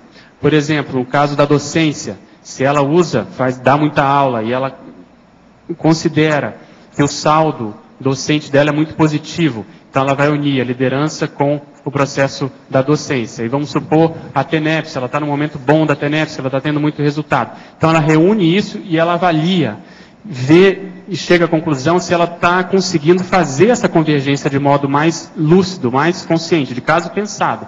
Porque aí ela vai procurar situações em que essas condições possam ser manifestadas. Então, por exemplo, ela vai dar mais aula, ela vai itinerar mais, ou ela vai dar aula sobre a TENEPS, ela vai apresentar, por exemplo, um artigo no fórum da TENEPS, que a gente vai ter, sempre tem no final do ano.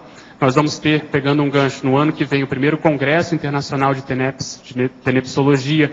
Então, ela vai querer apresentar os resultados dessa convergência assistencial, por exemplo, num evento como esse, e assim por diante. Então, na realidade, é fazer a amarração de pontas da manifestação pessoal, no caso aí da assistencialidade. Okay, obrigada. Pedro, na página 12 da parafatologia, terceira linha de baixo para cima, a participação lúcida nos trabalhos da REURBEX. A gente vem aí num crescendo, né? Só pegando aqui um gancho, o lastro assistencial paragenético, a para-autoridade cosmoética, a descoberta extrafísica da identidade extra que a gente comentou, a intermissibilidade tarística prolongada, as cirurgias invisíveis, e aí vem o processo da REURBEX. Por que isso? Porque se o assistente tem esses trafores que a gente estava comentando, mais bem trabalhados, em função das experiências pretéritas, em função dessa intermissão mais lúcida, é muito lógico a gente pensar que ele vai querer se engajar nos trabalhos da REURBEX. E, por outro lado, do maximecanismo também é interessante, porque se a gente olhar na humanidade hoje, não devem existir muitas consciências preparadas para fazer esse trabalho. Então, esse tipo de especialismo holobiográfico, das pessoas que querem acertar mais a partir da assistencialidade, isso deve ser uma condição ainda rara nesse planeta, de uma microminoria, como a gente até fala muito aqui no caso dos intermissivistas. Então, nesse caso, é natural a gente pensar na REURBEX. Tá? Todo o trabalho que a gente faz, a própria condição aqui dos verbetes, da conscienciologia, está inserida nesse contexto. Se a gente considera o próprio trabalho de um tenepsista, ele está sendo ali um dos representantes da REURBEX nessa dimensão, né? Querendo ou não, ele está ali, vamos dizer assim, fichado, né, registrado, como sendo um representante desses trabalhos. Então, foi no sentido de chancelar essa condição mais avançada, mais abrangente dos trabalhos da reurbanização. Ok? Uma outra pergunta. Agora, onde você coloca a descoberta extrafísica da própria identidade extra através dos retroassistidos, não só pode ser, também pode ser uma retro da própria consciência, visualizando a tarefa de assistência. Também poderia ser. Mas normalmente, em termos do conceito, na prática, o que acontece é isso, é a manifestação espontânea através das pessoas que aquele assistente ajudou no passado. Mas, obviamente, até como a gente comentou, se o assistente lembra, se ele tem retrocognição e ele está ali, vamos dizer assim, a cavalheiro, né, da situação, melhor ainda. Mas vamos supor, às vezes não acontece assim. Pode ser que muitas vezes você vai sair do corpo, ou quando você estiver na próxima intermissão, você muitas vezes não lembra que eles vão te designar de um outro nome. E várias pessoas vão começar a te chamar de uma determinada maneira, e você depois, vamos supor, vai para a psicoteca, ou o amparador te ajuda a lembrar que você muitas vezes foi importante para aquelas consciex em determinado contexto, entende? Então pode ser de um lado ou do outro, mas talvez o mais comum seja a partir dos assistidos, né? Obrigada. Professor, sou aquele que teve pressão de 15/13 no início de meu problema com a pressão alta. Sinceramente, pensei estar desenvolvendo Alzheimer, pois estava tendo sérios problemas de memória e raciocínio, principalmente de curto prazo. O uso do captopril melhorou, mas sinto que não fiquei como antes. Pesquisando sobre o assunto, descobri que a pressão alta traz problemas de oxigenação no cérebro. e fazer para amenizar os danos causados. Olha, seria bom você dar uma geral, fazer um check-up geral na sua condição atual, ver se precisa de mudar de medicamento, como eu tinha falado. Isso às vezes pode ajudar. Agora, outra coisa, seria bom você começar a trabalhar, se você já não trabalha, com a sua cabeça, do ponto de vista intelectivo. Isso aí vai ajudar as faculdades mentais a desenvolver e manter você mais lúcido quanto ao processo de elaboração pensênica. Então, por exemplo, seria bom, o que você acha de você escrever um verbete para a enciclopédia? É uma saída. Dedique-se ao processo, tem que mexer com a parte intelectual, intelectiva, mental somática das faculdades mentais. Você quer falar alguma coisa? Só para lembrar, esse caso de hipertensão, normalmente a longo prazo, pode conduzir a um quadro de demência que a gente chama de microangiopatia. Existem pequenos infartos em função da pressão alta no cérebro que causam essa demência. Então tem que atuar nas duas frentes. Por isso que eu fui durante alguns anos o velhinho da bolha. Exatamente, para cuidar. Para cuidar do negócio. Tem que levar a sério mesmo. Estava mantendo a minha disposição para poder funcionar agora, porque vocês ainda não tinham chegado, está tudo criança. A gente tem que esperar a geração. Uma vergonha total, né? Uma vergonha. Mas você sabe, eu sempre chego antes nas coisas. Eu me antecipo. A comunidade comum europeia vive dias de convulsão com quebra-quebras, greves e passeatas. Os britânicos já fazem bolsa de aposta sobre qual país sairá antes, se a Grécia, Portugal, Irlanda ou Itália. Se houver a quebra da Europa, o sonho do Estado Mundial ficará mais distante.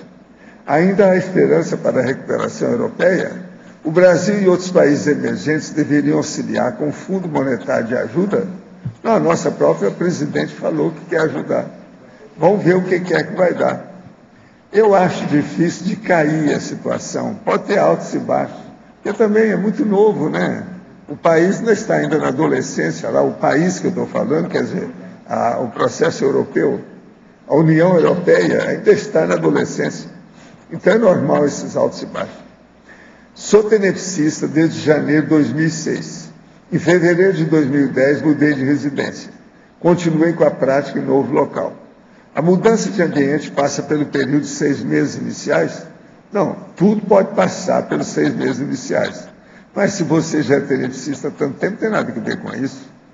Agora, o problema todo é o seguinte, olha bem, é o resultado das suas práticas diárias. Se os resultados são bons, tudo bem. Pedro, aqui no ar. Em binomiologia, na página 13, eu gostaria que você falasse um pouco sobre esse binômio benevolência-clarividência.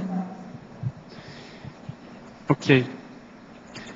O processo da benevolência, a gente precisa chamar a atenção para a assistencialidade. Então, é uma das características do conscienciatra e do assistente de modo geral. Por exemplo, a pessoa que já tem mais essa raiz benigna do temperamento de manifestar naturalmente essa benevolência. Isso quando entra o parapsiquismo, e aí a gente pensou a clarividência em função disso, essa benevolência ou essa interassistencialidade, ela é potencializada. Porque muitas vezes, através da clarividência, você vai conseguir entender mais dos dramas daquela consim, por exemplo, que está sendo assistida. A razão de ser daquele comportamento, como a gente comentou anteriormente. Você muitas vezes vai poder ver, tete a tete ali, face a face, a cara do assediador, ou, por outro lado, a própria face do amparador, inspirando ou dando ideias, sugestões, para que você fale para ele determinadas ideias. Então é o casamento, aí, resumindo, do processo assistencial com o processo parapsíquico, no caso aí na prática. Certo. E na página 15... aqui nessas 10 ocorrências que você coloca em evoluciologia, eu gostaria que você comentasse o item 2 e o item 7. O item 2, cosmovisão interassistencial. Essas ideias, essas expressões que a gente comentou aqui, elas são bastante abrangentes. A gente procurou dar um exemplo prático para traduzir, né, mais assim, de modo mais palpável aquilo que a gente queria dizer. Então eu coloquei a hiperacuidade grupocármica pró-maxi inclusão consciencial. O que a gente quer dizer? O processo assistencial, muitas vezes, tem que ser levado em consideração, a pessoa tem que levar em consideração, ou tem que ter uma visão mais abrangente, que a gente está chamando de cosmovisão, do contexto grupocármico daquele assistido. Muitas vezes ele é o que está dando mais trabalho, ele é mais difícil, muitas vezes as pessoas têm dificuldade de conviver com aquela pessoa, mas em termos assistenciais de grupo, aquela consciência, ao você ajudá-la, conseguir fazer o desassédio juntamente com ele ou com ela, você muitas vezes vai ter uma potencialização do processo assistencial em função das consciências que tem relação com aquela pessoa. Então, ao incluí-la no grupo, ao conviver com ela, ao conseguir muitas vezes, até certo ponto, suportar a manifestação de uma pessoa muito, muito perturbada, com o tempo você vai vendo que ela vai se modificando para melhor. Isso muitas vezes tem um ganho, tem um resultado muito mais expressivo do que a gente pode até pensar e contabilizar se a gente fosse colocar isso na ponta do lápis. Então, muitas vezes são essas consciências, às vezes até no AVA a gente tem a possibilidade de conviver ou de interagir com personalidades mais críticas nesse sentido, e muitas vezes é nisso que eu me pego, que eu me atenho, vamos dizer assim, que eu penso mais. O que essa pessoa representa, para ela poder estar aqui, tendo essa oportunidade, para a gente poder estar trocando essas ideias com ela. Então, aí você surge de modo natural o processo de paciência, por exemplo, você não fica saturado da presença daquela pessoa, você começa a compreendê-la de modo mais profundo. Então, isso seria um exemplo daquilo que a gente está querendo traduzir aqui, mas que eu acho que tem uma manifestação muito maior do que muitas vezes a gente consegue traduzir em palavras. E a sétima, você comentou, a omniconfluência interassistencial, o entrosamento maxi-proexológico ao fluxo do cosmos. Também tem relação com o que a gente comentou antes, porque todos esses trabalhos, essas assistências, têm que ter uma razão maior, vamos dizer assim. E essa razão maior envolve esse trabalho de grupo, um trabalho que todos tenham um objetivo comum, que a gente quis traduzir aqui em termos de maxi-proex. Então, um grupo com um objetivo comum que está inserido em outro grupo maior, que aqui eu vou sintetizar no processo de maxi-mecanismo. Então, a maxi-proex nada mais é do que aquela tarefa que nós temos que fazer que está inserida dentro do contexto maior do processo, no caso aí da Reurbex, ou em outras palavras, ao fluxo do cosmos. Se a gente considera que os serenões estão por trás do processo da reurbanização, e que eles entendem mais e vivenciam mais essa condição de sincronicidade, de estar já, de fato, no fluxo do cosmos de modo mais inteiriço, então a gente pode se alinhar nesse processo a partir de uma condição super prática, que é o trabalho da maxi-proex. Porque na maxi-proex não vai ter mais espaço para o processo, muitas vezes, de arrogância, daquilo que a gente chama de maxi-peça, né? A pessoa que só ela quer aparecer, ela quer tudo para ela, o egão dela, muitas vezes o umbigo do tamanho do mundo. Então, isso, muitas vezes, a gente tem dificuldade de traduzir ou de colocar, vamos dizer assim, em outras palavras, e pensar grande, pensar mais, de modo mais abrangente. Às vezes a gente fica no trabalho de formiguinha e esquece que muitas vezes nós estamos inseridos nesse mecanismo maior, né, nesse maxi-mecanismo. Então a ideia foi justamente fazer um contraponto com isso. Apesar de serem 10 realidades super avançadas, você consegue vivenciá-las num certo percentual, que vai variar, mas consegue experimentá-las no dia a dia. Ok, obrigado. Pedro, pois não. Aqui em cima. É uma questão terminológica aqui, e aproveitando aquela pergunta que fizeram aí online também, que eu estou perguntando isso porque eu achei o termo muito interessante.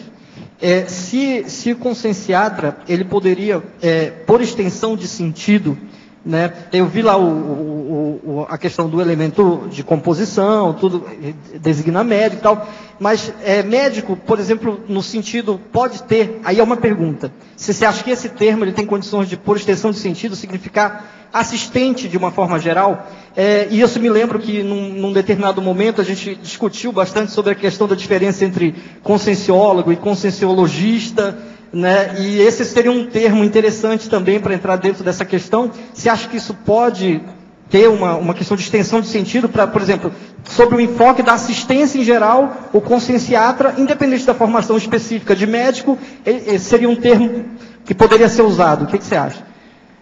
Eu acho que não. Você acha que não? Não em função do processo... Da etimologia mesmo. Exatamente, é. Tá. Porque senão, assim, lato sensu, se você quiser falar, até vai.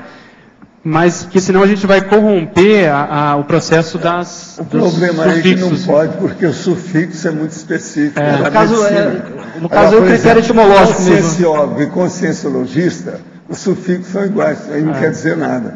Tem um monte assim, macrosômata e macrosomatologista, conscienciômetra e conscienciometrologista, tudo é a mesma coisa, isso aí não tem problema nenhum.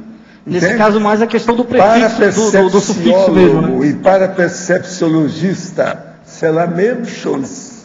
Quer dizer, a mesma coisa. Não quer dizer nada, mas esse aí não dá não. Acho que força muito a barra. O barra. sufixo é outro. Tudo bem. Nós não podemos ir contra sufixo e prefixo, ele está forçando a barra, não dá. Beleza. Professor Valdo, voltando lá à questão da globalização da Europa, o rapaz perguntou no online, a minha dúvida, eu queria saber a sua visão desse processo, porque eu acho que há uma ênfase muito grande nesse processo de globalização. Não, eu acho o seguinte, isso aí, cedo ou tarde vai ter que acontecer mesmo, a Europa querendo ou não, fazendo xixi pelas pernas abaixo, fazendo pressão, saindo um, entrando no outro, não interessa, isso é da Reurbeck. Certo. O que eu vi com as coisas do reurbanizador é uma coisa muito definitiva. Os serenões estão começando a aparecer no trabalho para valer. Eles vieram para ficar. Isso aí vai mudar. Isso é assim que eu penso. Estou dando minha opinião particular pelas coisas que eu vi com os serenões. Pois é, a minha opinião é que a ênfase econômica não é positiva. Não, isso tudo é bobagem. Nossa, tem que ter uma ênfase caminhar para Estado mundial. Agora eu sei que é difícil. Nós estamos passando pela fase de transição. Eu não sei quanto tempo vai demorar isso. Mas Estado mundial, queda da moeda e outra coisa, os problemas aquilo que os países, a Europa, a Inglaterra, Portugal, a Espanha fazia, criando colônias, a Terra vai fazer colônias extraterrestres. Então isso tudo vai mudar. Agora, é um processo que a gente não sabe quanto tempo. Mas será que não existe... século? Um milênio? O que é? Ninguém sabe. Não há uma ênfase muito grande só na economia? O problema nosso é o seguinte, economia, metal, metal, quem criou isso somos nós, tudo é besteira. O problema nosso é fazer um pé de meio e não pensar mais em economia, não ficar preso ao processo de cifrão. Dá uma banana para isso. Eu, por exemplo, nunca tive problema com dinheiro. Nunca, aqui ó, fui pobre de entregar as coisas, de ter conta de caderneta, de passar até fome, de evitar de fazer certas coisas, por exemplo, certas viagens que seriam ótimas para mim na ocasião, que eu não podia, até que eu cheguei num ponto, mais ou menos entre os 35 e os 36, que eu fiz o meu pé de meio. Falei assim, agora é para valer, não quero saber, eu quero fazer a experiência da assistência por mim direto, por cima da carne seca. Agora, eu fiz isso. Tudo continua do meu jeito. Eu não me preocupava com o negócio. Aqui não era conflito para mim. Eu só via, anotava para aprender.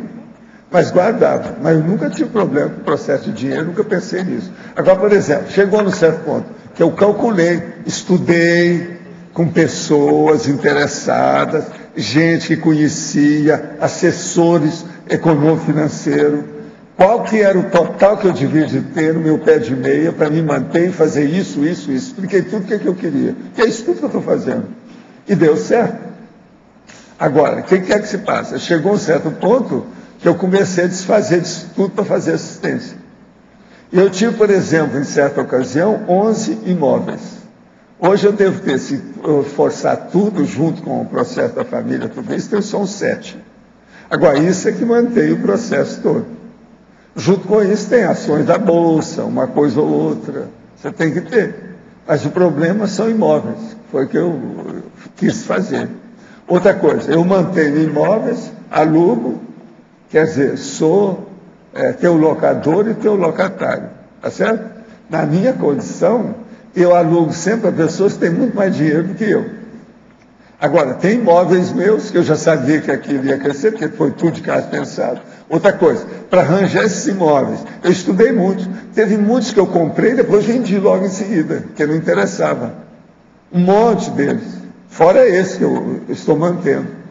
Mas agora, eu previ certas coisas em matéria de bolsa, dólar, imóveis, bens, tudo isso com o tempo.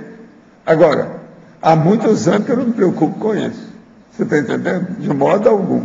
Outra coisa, se eu quisesse, eu podia caminhar para esses caras doidos aí, do jeito que eu tratei de alguns deles, atendi nos Estados Unidos, Central Park, gente bilionária. Mas eu não quero saber disso. Entende? Agora, hoje, a maioria aqui, tem um monte de gente aqui que é milionário. 1 milhão hoje não vale nada. Entende como é que é? Então, é coisa normal. Tem imóveis da gente que vale 2 milhões, um só. Porque tudo cresceu, as coisas... Então, isso aí é uma coisa muito relativa. O dinheiro já não tem tanto valor do jeito que era. Agora, o que eu vejo é isso. Tudo isso vai desaparecer com o tempo, inclusive o processo da moeda do biometal. Agora, o que eu acho, é isso que eu quero mostrar para vocês. Nós podemos já viver esse futuro dentro do nosso contexto.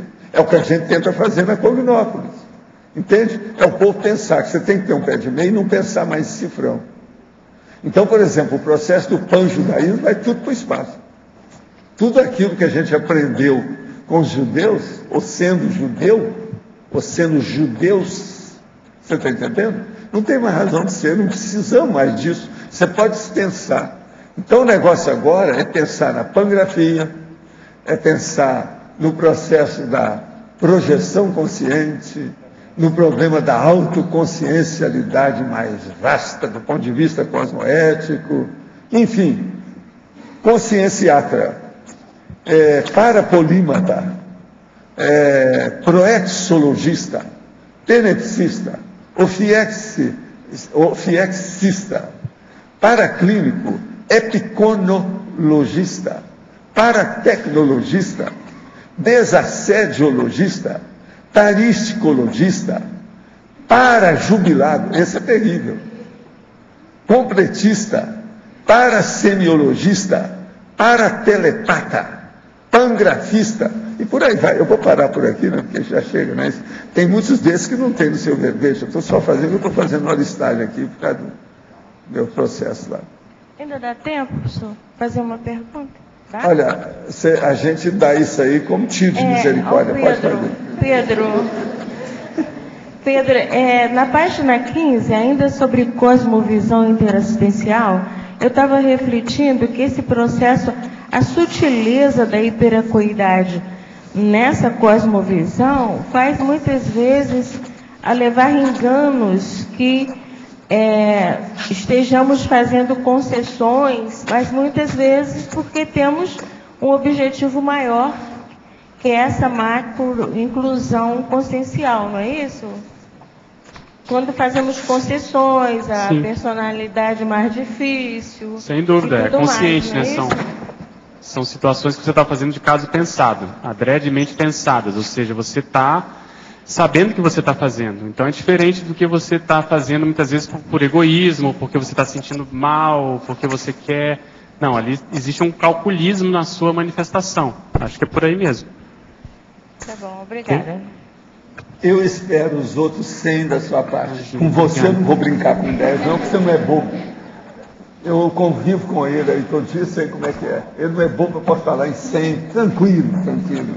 Tá certo? Vamos em frente. Nossos comerciais, por favor. Obrigada. As pontuações da tertúlia de hoje foram 106 assinaturas no livro de presença, 17 perguntas presenciais, 19 perguntas respondidas online, 10 votos online. Hoje temos 5 recados. Flávio, Vila Consciência, Assembleia, Eliana, Conselho dos 500, Weber Fórum da TENEPS, WIB, Balanço Existencial, Sandra, SP2. E antes, Fernando vai falar sobre os amigos da enciclopédia. Boa tarde, confirmando que neste mês de novembro o programa Amigo da Enciclopédia vai sortear um Kindle, que é o tablet da Amazon, para os amigos que estiverem com assinaturas em dia. O sorteio vai ser no dia 3 de dezembro, um sábado. durante a tertúlia. E nós, especialmente para os amigos que fizeram assinatura no mês de novembro, aquele que renovar a sua assinatura, fizer uma nova adesão, nós vamos sortear uma máquina fotográfica. Então, convidamos ao tertuliano e ao teletertuliano aí, que ainda não é associado ao programa Amigo da Enciclopédia, que torne-se aí um mantenedor da Enciclopédia com Sociologia, inclusive aqueles que têm assinatura vencida há algum tempo também, que possam renovar. Nós agradecemos. Boa tarde. Em nome do Vila Consciência, gostaria de convidar a todos, mas principalmente os condôminos daquele condomínio, para no próximo sábado, dia 26 de novembro, nós vamos ter a Assembleia, que vai ser a Assembleia Geral do Condomínio. Nessa Assembleia vão ser discutidos assuntos de interesse de todos e de interferência no lote de todo mundo, então vale a pena participar. Será então no dia 26 de novembro, sábado que vem, às 15 horas, no Discernimento, no auditório novo, que é a antiga sala da Roper. Aqueles que não puderem comparecer ou que moram fora de Foz do Iguaçu, podem redigir um manuscrito mesmo com assinatura, uma pequena procuração para uma terceira pessoa e anexar a fotocópia de algum documento onde apareça a assinatura para que a gente possa comparar e juntar tudo nos arquivos depois para registrar as atas. Mas então conto com a presença de todos. Muito obrigado. Atenção, cognopolitanos, cognopolitas, integrantes do Conselho dos 500. No próximo dia 4 de dezembro, domingo, das 15 às 17 horas, teremos a última assembleia deste ano do Conselho dos 500. Vai ser no Discernimento e entre a pauta, um item a ser destacado é a proposta de constituição de uma comissão provisória para finalizar o plano diretor da Cognópolis Foz. Então é um tema de máxima importância para todos nós cognopolitanos. Então é dia 4 de dezembro, domingo, 15 horas, Discernimento. Obrigado. Boa tarde a todos. Gostaria de convidar a todos os tenepsistas e pessoas interessadas na técnica da TENEPS para participarem do 7º Fórum da TENEPS e 4º Encontro Internacional de Tenepsistas. O evento vai ocorrer nos dias 19, 20 e 21 de dezembro, portanto, daqui a exatos 30 dias. O Fórum da TENEPS é um encontro anual de pesquisadores com o propósito de fomentar o estudo e a prática da TENEPS por meio do debate útil e da troca de experiências. Os trabalhos deste ano estão centrados em torno de 3 pilares, que seriam interassistencialidade teática, autocientificidade parapsíquica e epicentrismo consciencial. Os valores da inscrição à vista é R$ 300 e R$ 330 parcelado. Mais informações no telefone 45 3525 2652 ou pelo e-mail caec@caec.org. Muito obrigado. Alô. Gostaria de estar convidando para a Semana da Max ProEx, que estará ocorrendo no período do Carnaval, em 2012, entre os dias 18 e 26 de fevereiro de 2012. Durante a semana nós vamos ter 6 atividades, são 6 cursos ou atividades realizadas para os participantes. Dentre eles nós temos o Balanço Existencial, que já é o 10º ano que nós estamos realizando, que é exatamente no período ali da feriado do Carnaval, que é de 18 a 21 de fevereiro de 2012. Então nós temos uma programação bem rica, são mais de 20 professores participando. Quem tiver interesse de acessar mais informações, é só entrar no site da Apex, que é www.apexinternacional.org, onde tem toda a programação da Semana da Max ProEx. Inclusive, este ano, em 2012, a temática será Grupo Karmalogia. Tá? É uma atividade bem interessante que vocês podem estar buscando mais informações no site. Também no site hoje, quem quiser participar de uma conferência online, que é uma palestra gratuita, vai ocorrer das 15h30 às 17 horas. Hoje a temática será Ciclo Multiexistencial Pessoal com o professor Carlos Oldoni. Ok? É só acessar o site da Apex. Obrigado. Boa tarde a todos. Eu gostaria de convidá-los para os ECP2 que vão acontecer agora neste final de ano.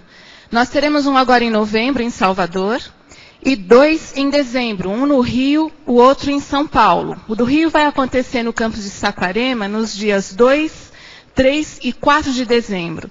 O de São Paulo vai acontecer também na mesma data, e além disso nós teremos o ECP2 de qualificação, no dia 12 de dezembro, iniciando no dia 12 de dezembro. Eu gostaria de convidar a todos para esse de qualificação, aos que participam das equipes de campo do ECP2 ou executivos, e também aos que têm interesse em fazer parte dessas equipes de trabalho. Por favor, nos procurem. Muito obrigada.